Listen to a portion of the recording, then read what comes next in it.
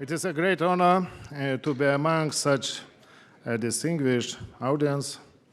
Somebody asked me how Americans and Russians are different about the freedom of speech. The answer is simple. Contrary to Russians, Americans have freedom after the speech. I will use this privilege to say openly what I think about the current state of Russia's regime. Let me start with a little bit of history. I'm a historian. In the late 90s, I spent many years in Moscow exploring the post-Second World War archives. However, in 2002, the archives were closed, and my time in Moscow was over. The reason for that was that Putin came into power. Why were archives closed, you might ask? History, let me be more precise, rewritten history is a weapon for Putin's regime. They do not treat history as a science. For them, history is a weapon, the weapon that justifies their aggression. I wrote many history books about the KGB and resistance. Now I find that they are about the present, because in 2022 we are witnessing how Putin is history. And let's go back to the main question. The Putin paradox, who Putin actually is. Putin had the mentality of the Soviet Union's KGB. The KGB was comprised of people who were trained to commit crimes. Those people are still here. Putin is one of them. These crimes against humanity in Ukraine is just the continuation of old habits. I am more than convinced to call him a criminal. The Russian regime is not just Putin.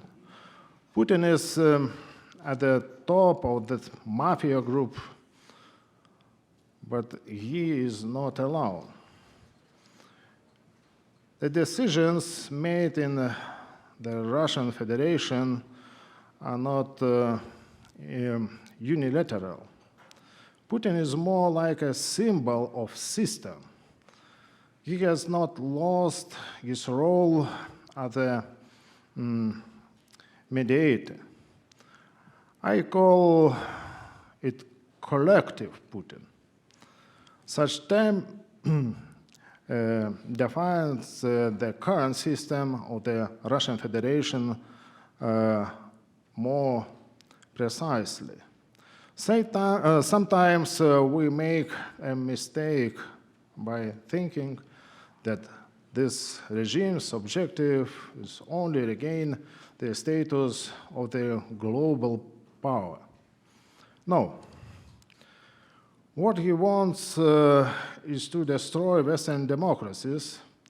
For Putin's Russia, the West, the United States, NATO, will remain the enemy number one. This is not going to change. For this purpose, Russians are ready to make big sacrifices, including human life. 24,000 dead Russian soldiers in Ukraine mean nothing to him. For Putin, the so-called Russian world encompasses not only Ukraine, but also some parts of NATO, including my own country. Even if a miracle happens and Russia revolts, I do not for a moment believe that the threat from Moscow regime will diminish. A new regime may look different, but the threat will remain. To all of us, but especially to Russia's neighbors, what needs to be done?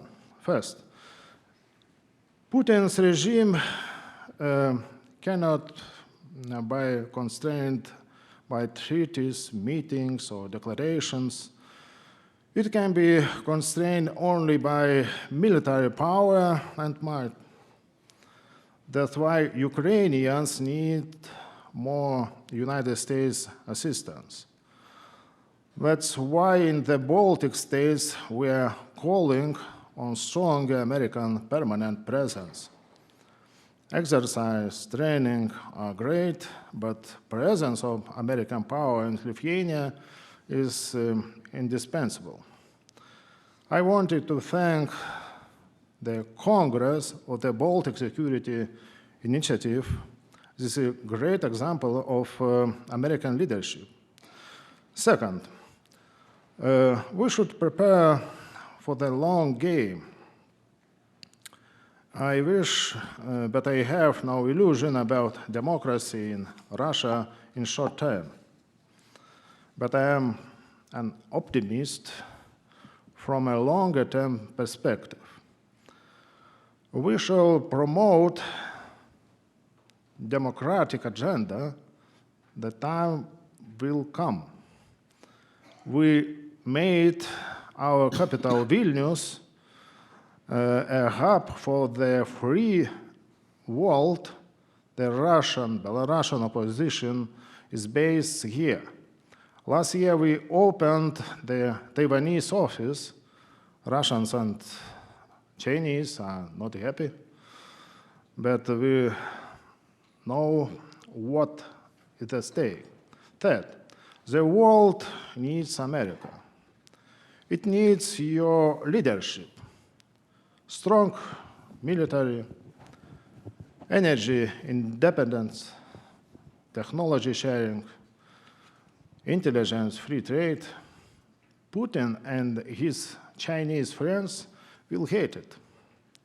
And if we do not make decision about our own future, Mr. Putin, with his friends, Mr. Xi, Mr. Maduro, Mr. Diaz-Canel, Mr. Kim, will decide for us. Thank you for your attention.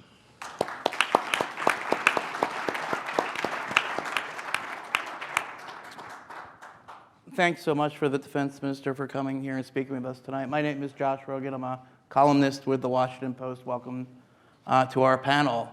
The panel title is Putin Paradox, Pariah or President. It was pointed out to me last night that, I won't say by who because I don't want to embarrass anybody, Vance, but it was pointed out to me that actually, perhaps it's not a paradox, pariah or president. Perhaps you can be both. Perhaps he is both. But reflecting on that, I started to think, well, maybe actually the words themselves are wrong. And I recalled some of my conversations with the late Senator McCain. And as we saw last night, he very rarely referred to Vladimir Putin as a president. He had a lot of other colorful words about him. Some of them we saw in the video: thug, killer, murderer, KGB agent. But I looked up some more. Evil man, spoiled child, the world's most important threat, and this is my favorite, one of those who wants to make the trains run on time.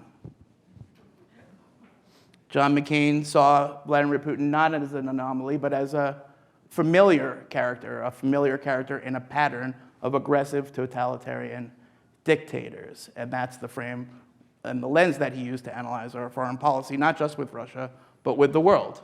He believed that human rights, human dignity, human agency, self-determination were more important and more transcendent than systems or governments or leaders. And he mentored a generation of leaders who believe that our values are our interests, that they don't compete against each other, that they are one and the same. And we have some of these leaders on stage with us tonight.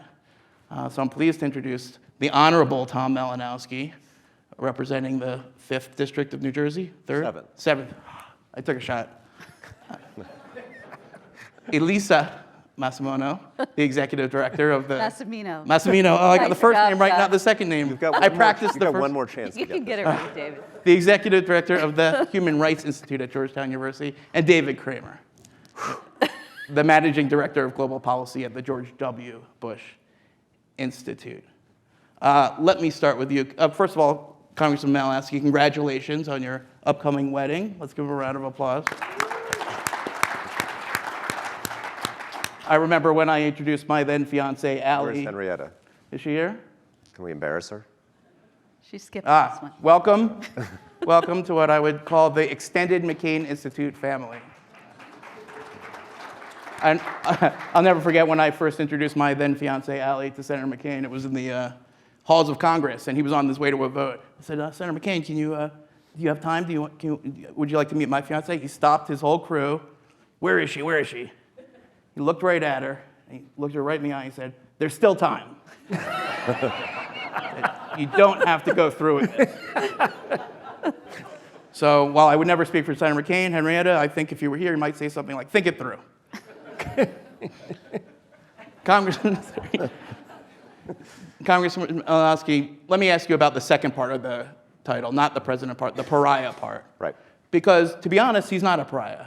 To be honest, President Putin is expected to attend the G20 summit in Indonesia. We're still giving him billions of dollars in energy funds. He's still, he's not persona non grata in many, many important countries around the world. Why is that, and what can we do? What are your ideas for how we make him the pariah that we want him to be? Well, first of all, John McCain was right. Remember how Putin came to power. Not in a traditionally thuggish way, but in a uniquely thuggish way, by arranging for terrorist bombings to happen, to be committed against apartment buildings in his own country as a false flag operation to then create a pretext for a strong man to take over Russia. And when I was, our friends at the State Department who were dealing with Russia in the early 2000s did not believe that story. We have a habit as Americans of projecting our own rationality and pragmatism onto the leaders of countries that we deal with, even if we know somewhere in the backs of our minds that they are doing bad things. Our diplomatic establishment is uncomfortable with words like evil and thug. And for McCain, these weren't, these were precisely accurate terms, which we should have been using and incorporating into our understanding of how this man would behave. And it was not really until last year that we had an administration in Washington that correctly predicted and warned the world about an incredibly evil act that this man was going to commit. And we should reflect on not so much why he was right, but why so many other people were wrong about this. I think as far as the United States is concerned, he is a pariah now. I think as far as most Europeans are concerned, he is and will be, if he survives this drama. I think we need to do a lot more work on some of his enablers around the world. Sanctions are incredibly important in the long term, and this is going to be a long struggle. And there are countries that are friendly to the United States that are enabling Russia right now, not just through the purchase of energy, but basically helping to launder money for Russian oligarchs. Which ones? Well, there are countries we refer to in Washington as America's allies in the Persian Gulf, which I'm going to be provocative here, and I'm going to say that Saudi Arabia, the United Arab Emirates today, are Russia's allies in the Persian Gulf by virtue of laundering Russian money and refusing categorically and deliberately to increase oil production as a means of maintaining their profits, Russia's profits, and I think to make this harder for the United States and Western Europe at a time when we are trying to wean ourselves off of Russian oil. So, you know, this is a moment when we need more countries to face a choice. Whose side are you on? I want to move, before I move on, I want to drill down on that just a little bit. So what should we do with the Saudis and the Emiratis of the world who we don't want to hand over to our enemies as allies if we can stop it? At the same time, they're doing something that's against our interests and against the interests of the Ukrainians. How do we get at that? I think we need to force them to make a choice. And I know there's this fear, oh my gosh, they're gonna buy Russian weapons instead. Really? Good luck. You're right. It's gonna be a long wait They're list. gonna invite, get this, they're gonna invite China to patrol the Persian Gulf and guarantee the security of their oil. Like, good luck. Come on. We need to understand who has the power in these relationships, and I think that's something else that John McCain understood. The United States is a superpower. That's a good thing because we're a good country. We should act like one. We should be more generous to our friends and a little bit tougher with countries that may partner with us from time to time but really don't share our values and interests. Understood. Thank you. Well, that gets me, Elisa, to the issue of human rights in our foreign policy. And the Biden administration stated very clearly when it came in that human rights would be at the center of U.S. foreign policy. Is that bearing out in your view? Why not? And not to pick on them, but it seems to me that the last 5 administrations that I've watched have made similar promises and been similarly disappointing. Why is that? How do we break that? Yeah, I think we've won the war of rhetoric that now everybody, at least in the United States, feels comfortable saying human rights should be at the center of our foreign policy. But we still, there is this lesson, another thing that John McCain kept trying to teach us, but unfortunately we are slow learners. And that is, we're talking this weekend a lot about the lessons that President Xi is going to take from what happens with Putin, the lessons that we should learn about what happened before and should we have acted sooner. A lot rides on what lessons we take from all of this.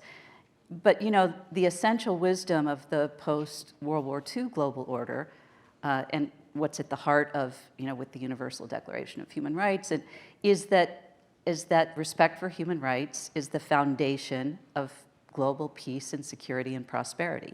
And what that means is, it sounds nice and it's easy to say it, but what it means is not just that we all are entitled to enjoy rights by virtue of our humanity, but that we all have a stake in what happens to other people and their rights.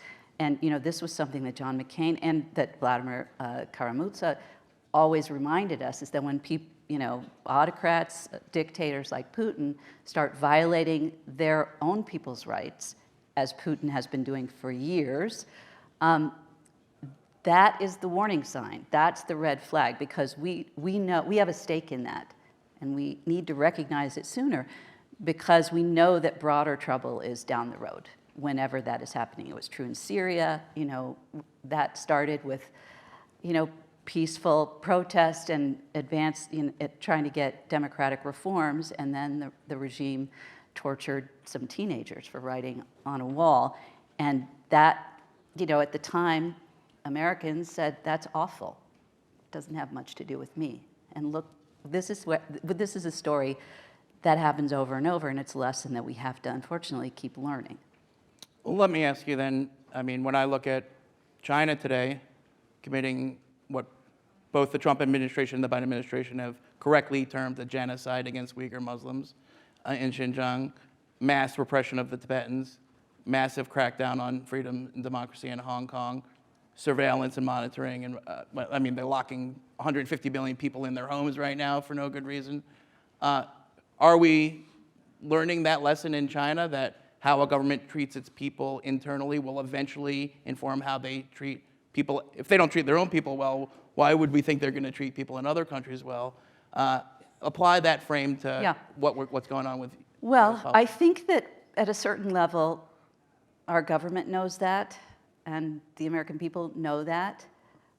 But we also know that the timeline for the blowback is often long, and our policy decisions get made in increments of 2 to 4 years. So there is a real mismatch there, and we have to have the kind of leadership that John McCain showed, really, that was in this for the long haul, and thinking ahead, knowing, how many times I've sat in meetings with people from, administrations going way back, decades since I've been doing this work, when they say, yeah, we know it's bad, Egypt, but things are, they're not going to change. I mean, I heard this from folks at the State Department months before the Arab Spring started. And last month. Yeah. So, we know that where this leads, and we have a huge interest in doing everything we can as early as we can to build up the resilience of people inside these countries. We could always be doing more, but we certainly have, through the National Endowment for Democracy, IRI, doing this work, and we need to keep on pushing at it. It is a long-term project. But I hope that's one of the lessons that we can take away from what we're feeling right now, which is, was there more we could have done? So what happened with the Biden administration? Why did they veer off of that stated path? In your view? So I don't know that I would Look say at Egypt. veered off of it. Okay. Yeah, no, hugely. That's my opinion, but go ahead. Hugely disappointing to see the trade-offs. I think that's why we've been pushing so hard to get articulation of the objective. What do we envision as the desired end state in our bilateral relationship with Egypt or many other countries like this, and for the Egyptian people, and what do they want? And then every step we take, every decision that we make, even if we have to make these trade-offs, we have to acknowledge we are undercutting what our long-term vision is. How are we going to mitigate for that? I'm not saying you can never compromise or we can't deal with these people. Of course not. But we have to be aware of what our goal is as a country, and be honest with ourselves about the costs of those trade-offs. Interesting. Well, for any Biden administration officials out there who are working on the national security strategy, feel free to release it any time. We've got about 2.5 years at least left. I hear it's almost done. David, let me ask you, because to be fair to the Biden administration, the person who I hear speaking most clearly about this is actually President Biden, who he describes in very clear terms the fight between autocracies and democracies, and said very famously before the White House walked it back that, I'm paraphrasing, that Putin must go. That we can't live essentially paraphrasing the argument of people like John McCain and Christopher Hitchens and others, that in the long run, like you said, not tomorrow, not necessarily next year, but that totalitarian aggressive dictatorships are not compatible with our way of life. Was he right? And if he was right, is there a way, short of military intervention and regime change, which is not on the table, which we're not advocating for, don't tweet at me, but other than military intervention and regime change, is there a scenario where we can affect a change or at least encourage a change inside Russia that leads it away from the authoritarian totalitarian dictatorship that it has? Well, Josh, first, it's great to be back here at Sedona, so my thanks to the McCain Institute.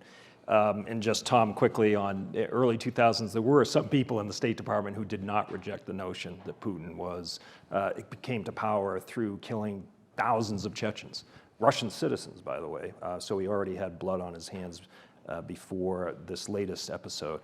I think, if John McCain was still here with us, he would add one more label to Putin, the butcher of Bucha, or the murderer of Mariupol.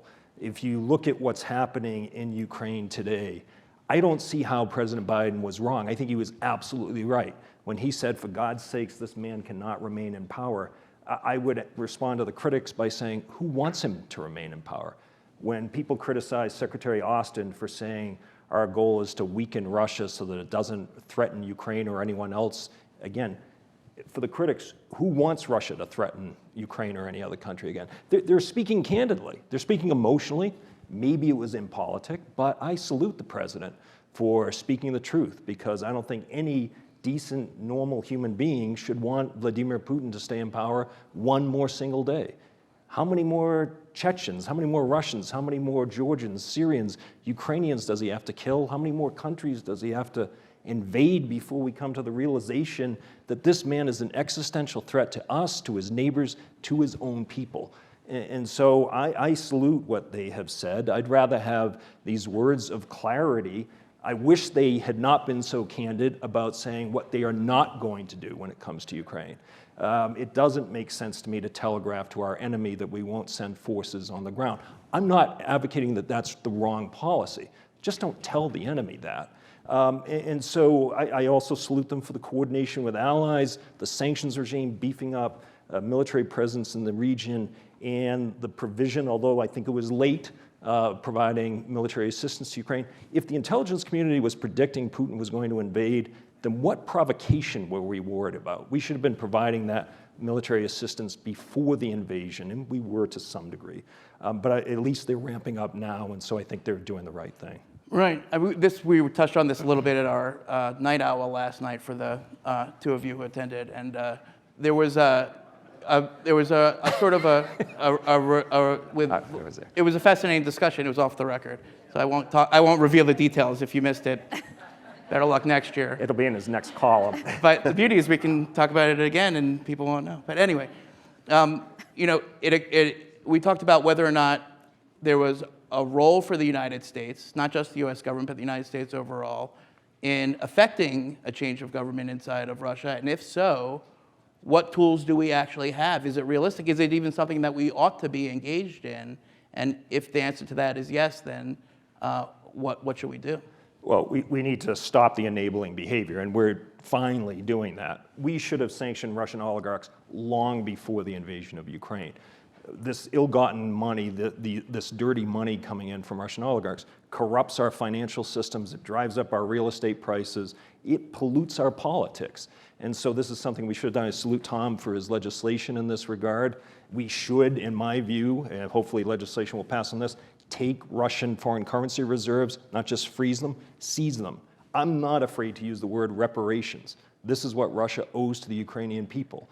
And so I think stop the enabling behavior, support democracy in all the countries along Russia's borders. If you surround Russia with democracy, Putin certainly won't like it, but it will redound to Russia's benefit in the long term, and that I think is critically important. Excellent. Well, that perfect segue to Congressman Malinowski's efforts, valiant efforts, I would say, to increase the pressure on Putin and his cronies. One of your bills proposes taking the money from the Putin cronies and giving it to the Ukrainians. What was the original title of that bill? I know it didn't end up as the final title, but I think it might be interesting for people to know. What was the original? The original title? It was the Funds Under Control of Kleptocrats for the Youth of Ukraine Act, in honor of the defenders of Snake Island. And for some reason, my staff felt that that was an acronym too far. Josh, I think Senator McCain would have. He would have loved it, yeah. So what is it called now? I don't even remember. Is it the Rob Russia less bill? memorable. It's less memorable. No. Okay. But anyway, first, I think the simple answer to your question, what can we do to affect change in Russia, is help Ukraine win. Sure. The reason Ukraine was invaded was because it was setting from Putin's point of view, a dangerous example to the Russian people. So helping Ukrainian democracy survive and Ukraine win is number one. Now, the point of this effort is, well, it's relatively straightforward. It's to use Putin's money to help rebuild Ukraine. Think about the challenge. The next few weeks, as General Milley suggested, we have to make sure that Ukraine survives and prevails on the battlefield. But this is going to be a much longer-term challenge. I don't think Putin is going to stop. We have the longer-term challenge of reconstructing a country that has been that has been devastated by the Russian military. That's going to cost tens, if not hundreds, of billions of dollars. As we do it, we heard from Cindy McCain about the collapse of agriculture in Ukraine. That's not going to be fixed this year. The Black Sea ports are blocked. Most of Ukraine's exports, which is where it gets much of its gross national product, are blocked. Who's going to pay for all of that? Tens of billions of dollars a year. Are we going to do it year after year after year? Meanwhile, we have frozen, blocked now, yachts that are worth $600 million a pop, villas, bank accounts, airplanes, and most important, up to $300 billion of Russia's central bank assets. Sitting in New York? In the Fed? No, 300 is between the United States and our European Total, allies, got right? it. More in Europe than here. Understood. But we may have a few dozen billion, and that's Okay. no one is quite sure, actually, which is interesting. Huh. But it is blocked. Current law does not allow us to seize and repurpose those assets, and there are good reasons. There are due process considerations, precedential issues, but we feel that this is a unique circumstance, and that it is both the right and practical thing to do, to use the money that built the Putin regime, or at least some of it, to help rebuild the country that he is destroying. So we have a bill. It passed the House last week. Lindsey Graham and Sheldon Whitehouse, our dear friends, have a version of the same bill in the Senate. And last week, the Biden administration fully embraced this principle. So we're going to do it. We're going to figure out the legalities, but this is going to happen, and I think it's an important breakthrough.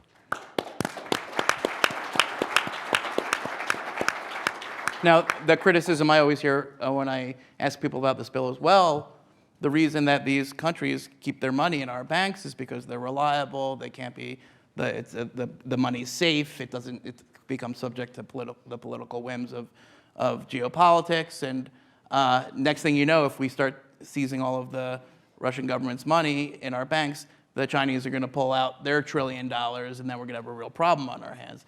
How would you respond to that? I don't think they have much of a choice. Again, as you said, the reason they keep their money in our banks, in our real estate, in our hedge funds, in our law firms, all the different ways, as you rightly mentioned, that we have enabled this corruption, is because they are terrified of keeping it in their own countries. They make this money by destroying the rule of law in Russia, by destroying the rule of law in China. The last thing they would want to do is to keep their money in a place where there are no property rights, no independent courts, no protection for the loot that they have amassed. And so Russian dissidents have been asking us to do this for years. Force these corrupt kleptocrats to keep their money in the country where they stole their money. And if this action creates that dilemma for some people in China who are in the same position, that's not such a bad thing. Interesting. Elisa, we were talking about the long-term effects of this war. We're struggling to wrap our minds around the human cost and the human suffering. But just off the top of my head, I'm thinking of 4 million refugees, God knows how many internally displaced people, the destruction of agriculture, energy. But focus on the human suffering part of this, and what are the needs? What is the scope and the scale of the problem? And what is it that, not just the people in this room, but maybe anybody watching online might be able to do or advocate for practically to increase our response and mitigate the suffering? Yeah. Well, we knew the human cost was going to be enormous because we know Putin's way of war, and we saw it in Syria. And when the invasion started, the UN Refugee Agency raised a red flag and said, as many as 4 million people could become refugees and cross the border. We're way past that now. It's 5.5 million people who've fled across, more than 2 million, I think, now in Poland. And so the largest refugee crisis in Europe since World War II. And 90% of them are women and children. And most people, of course, want to stay close to home and hope to go back, but but we know that that's going to be a long time coming. So it was amazing to see the generosity of Ukraine's neighbors in welcoming refugees. It was incredibly moving. This was largely a spontaneous volunteer effort to welcome people at the border, to bring clothing, to help find housing for people. But now that has to be transformed into a government-led effort and systematized, because this is for the long haul. Now, it was also great to see, because it was not a foregone conclusion, given how many European countries had treated Syrians and previous refugees, that they would be so welcoming. But it was also matched on the policy side. The EU has started to implement this temporary protective directive that will give a kind of standard baseline of protection and legal status and support for Ukrainians for up to 3 years. So that's huge. That's huge, because if you think back to the chaos that ensued in Europe with this race to the bottom, and Orban in Hungary saying no refugee will cross, and Putin really got his wish that the refugee crisis would be kind of weaponized. And so a key part of our strategy in the overall effort with this war has got to be making sure that Europe can absorb these refugees, support them, their kids be able to go to school. And those are just the people who've crossed the border. In some ways, that's the easier problem. More than 7 million internally displaced. And you heard about the scope of that crisis at lunch with Ambassador McCain and Lindsey Graham and Nate Mook. That's going to be enormous. People without food. We have to be pushing forward to try to identify humanitarian corridors so people can get out to safety. And we have to systematize this, because for the people who are crossing the border, all this spontaneous generosity is great, but one thing we know, and Cindy knows this very well, is that when you've got a population of women and children, sadly, you've got to worry about exploitation, you have to worry about trafficking, and the more that this can be organized, people get registered, we can make sure that that doesn't happen and people aren't victimized again. Excellent. David, let me ask you about the other human rights issue that's sadly revisited us at the Ukraine crisis: war crimes, crimes against humanity. I mean, Zelensky calls it genocide. Legally, I could make the argument either way, to be honest, but it doesn't matter, because we've all seen the pictures. These are mass atrocities happening on our watch. How is it that our world is still suffering from these? What can be done for accountability now? What more can we do as an international community to support accountability now, to make sure that at some point these Ukrainian victims and their families have a chance at getting justice? We've got to make sure that never again means something. And are we doing that? I think certainly the exposing what's happening is part of that. If you don't know what's happening, then you'll never have accountability. So step one is obviously to prevent it. Step two, if it happens, is to then make sure that everyone knows what's happening. And so in this day and age, we are able to get those horrible, heart-wrenching images out to the world so that they see what is happening. The ICC is launching an investigation. We're not a member of the ICC, nor is Ukraine, nor Russia. But that doesn't matter. The ICC can still move ahead, but the problem is Putin's not going to wind up in the dock in The Hague anytime soon. Still, if he gets indicted, he will have to think twice before he travels to other places. The very fact that he has been sanctioned by the international community, the President Biden's references to him that you described, I think makes it clear to the world, as the title of this panel suggests, he is a pariah that no one should touch.